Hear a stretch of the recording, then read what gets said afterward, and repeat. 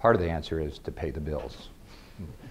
Tough times requires action from any company, I think, that's entrepreneurial, that wants to grow.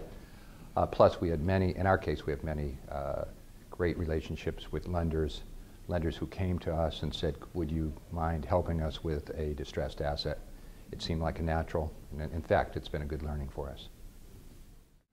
Well, if you take a look at Crescent's business model, I mean, Crescent's hotel doctors by business trade. That's how we developed the organization. We've never gotten involved with an asset that was performing well. All of the opportunities that we've aligned with, we felt had potential. People use the word distress, but at any given time, there's hotels that are underperforming. It's a distress situation from an ownership perspective when they're underperforming and they're looking for a solution. There just happens to be more of those opportunities during a cyclical economic correction, in the time period that's taking place right now. We think that that will continue for at least another 2 years. We actually think that it's really just coming to where it's peaking now during 2010, and we believe that there'll be a lot of opportunities for. Well, we're not really seeking these opportunities as in general. We look at it from a strategic point of view rather than opportunistic. And it's not that we're chasing down distressed assets really for the sake of making a quick buck on it or getting a short-term advantage. So chasing down distressed assets is not core of our strategy. We want to focus on strategic locations and assets that fit our portfolio strategy for any of the brands really we operate. From the development standpoint, we've found this as an opportunity actually, that as an example, our Park Inns brand has turned out to be a great conversion brand for a lot of assets that maybe can't be repositioned to a much higher cost. We found it's an opportunity for distressed assets at a much more reasonable cost to be able to come to our Park Inn brands, and we're seeing a lot of interest in that area at this time. First Hospitality has been very aggressive in working with distressed assets in this last recession.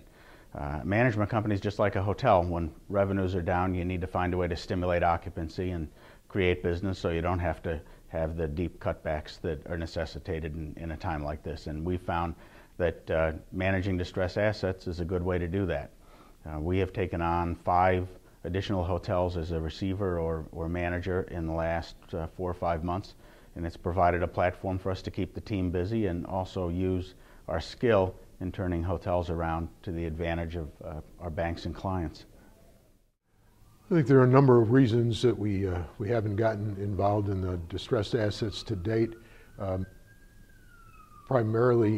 Principally in that reasoning is that we're still very active in our own portfolio, and we're continue to be active in acquisitions. I think that there's a lack of definition in what the lenders intend to do and how they intend to handle the situation when they take back properties. And I think that there's quite a big question in what the duration of any of those assignments might be. And being never really have been involved in, to a great degree, in third-party management, we continue to kind of follow the entrepreneurial ownership perspective and just work closely with our major capital partners and assist them in their investments. Well, we've obviously taken on a number of distressed projects this past year. We've been approached numerous times. We've evaluated each project and chosen it on its merits of a chance of success. GF Management has been in the business for 22 years, and this is our 3rd downturn in the distressed real estate hospitality cycle. So therefore, it was a natural fit for us to get involved with it this time. And currently, again, this is a cycle that we've never seen before, and it's going to be very, very busy for both our firm and a number of other firms that are out there in the industry today. In the most recent downturn, we've absolutely talked to anyone that wants to talk to Dolce about our model It's a unique model. It focuses on both RevPAR and RevPOR. It maximizes revenue per hotel, and it's a great model. And there are some places where it has a very good application to a distressed property. In some cases, it does not. It's a way we are proceeding through this downturn.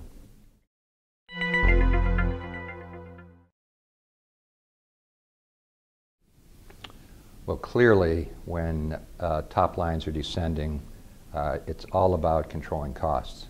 So our group has been all over how to become more efficient, how to become flexible, much more flexible, how to cross-train individuals to do more than the job they were hired for. Because when occupancy is low, simply we must operate hotels with far fewer associates.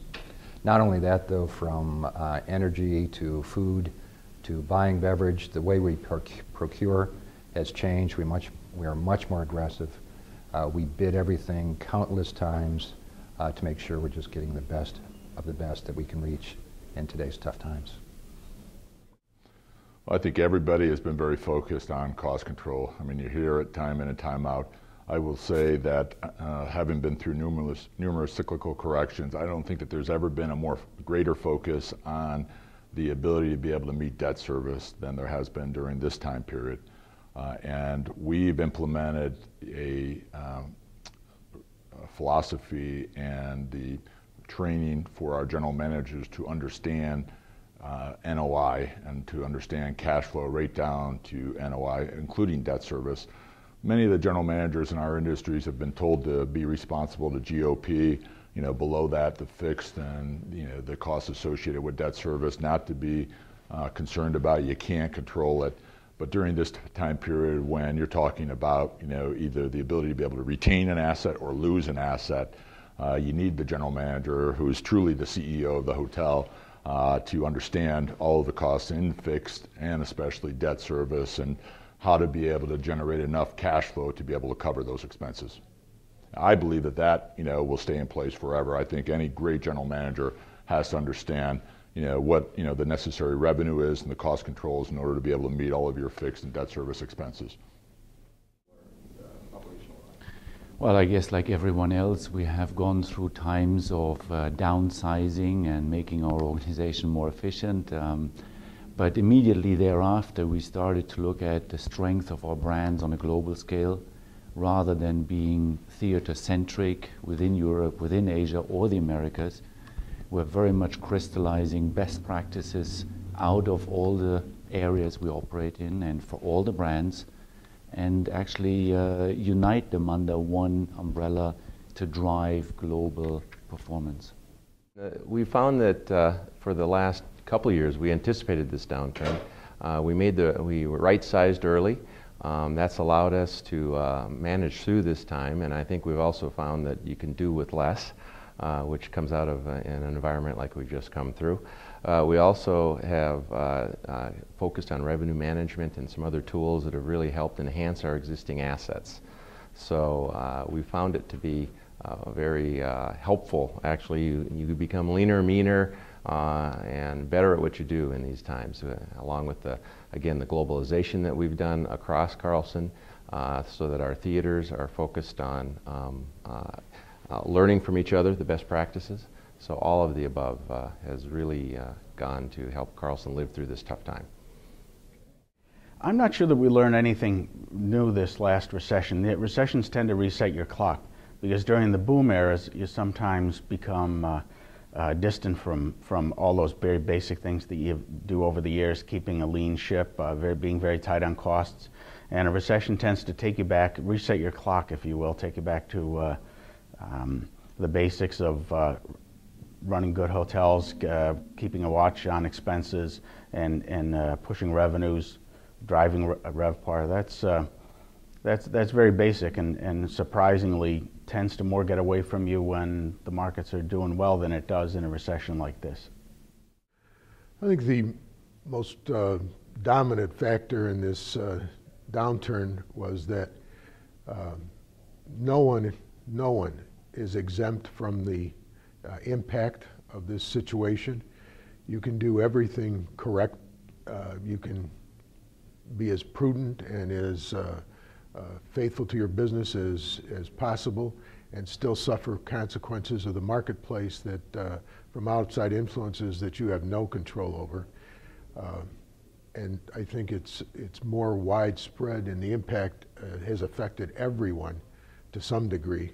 It certainly has affected us in some instances. We have been fortunate to date that it has yet to materially affect our portfolio. However, it has caused us to really do soul searching on each and every property, on each and every day of our operating life, and prioritize where we will deploy the few dollars that are available to us to use. We try to preserve our long-term asset value. We try to meet our current obligations to both our vendors, our lenders, our partners, and our and very much an important aspect of it is our employees, and try to preserve our staff in each and every situation as to the greatest degree possible. For an organization that has had the great fortune of consistently providing very good returns to our investor partners, it's quite disappointing when you make extra efforts and still are not able to provide those same levels of return. Well, I wouldn't say they're tactics that we learned in this downturn. We've learned a lot of things through the last number of downturns. I think the most important thing is that we remember the lessons that we learned and keep those going forward over the next 5 years. I think the critical component to this downturn in the distress cycle is making sure that you communicate with the lender, your owner, your partner with these specific assets, and not set expectations too high. Also, what we've done is we've, as a company, have doubled the size of our infrastructure as a company from an operational, sales and marketing, accounting, finance side to make sure that we can handle the properties correctly as compared to some of the other of our competitors out there in the industry. We're in a fortunate position of 25 and soon to be 26 hotels. Our latest one opening in Munich, Germany in April. Our management team, our senior management team, because of the size of our company, can stay very close to the ownership of our hotels. And we've adjusted almost every way we operate to assist them through this downturn, whether it's on the operating model side of reducing costs to the maximum, and then for all of our hotels, absolutely driving as much revenue into those hotels as we can, not only in terms of transient business, but in terms of group business, and even in terms of social business, in terms of weekend weddings, which is a very big business for us.